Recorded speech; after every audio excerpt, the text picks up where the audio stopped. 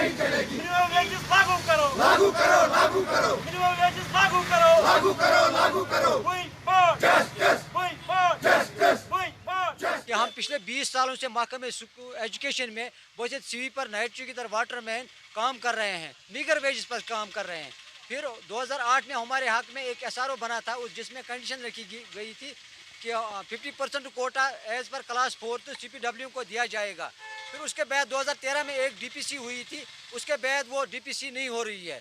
ہمارے سے فائلیں لیے گئے ہیں، ہر ایک ڈسٹرکٹ میں فائلیں لیے گئے ہیں، سینیارٹی لسٹ نکالا گیا ہے، ٹینٹیٹو نکالا گیا ہے، لیکن ڈی پی سی نہیں ہو رہی ہے. ہم چاہتے ہیں کہ ایز پر لیبر ریٹ ہمیں بھی ملیز ایکٹ کے دائرے میں لایا جائے. ساتھ ہی ساتھ ہمارا جو دوسرا مسئلہ ہے وہ ڈی پی سی ہے as per S R O 308. ہم چاہتے ہیں کہ ایس آر او 308 کے مطابق کلاس 4 جتنی بھی ویکنسیاں ہیں تمام ڈسٹرکٹ میں، چاہے ہم کلگام کی بات کریں، شوپیان کی بات کریں، ہمیں 50% کوٹا ملنا چاہیے. اگر 15 تاریخ تک ہمارا یہ مسئلہ حل نہیں ہوا، چاہے وہ ویجز کا مسئلہ ہے یا ڈی پی سی کا مسئلہ، تو 15 تاریخ کے بعد ہم ہنگر اسٹرائک پہ جائیں گے. جو ہم 500 اور 1000 روپے لے رہے تھے وہ بھی بند کر دیا گیا ہے.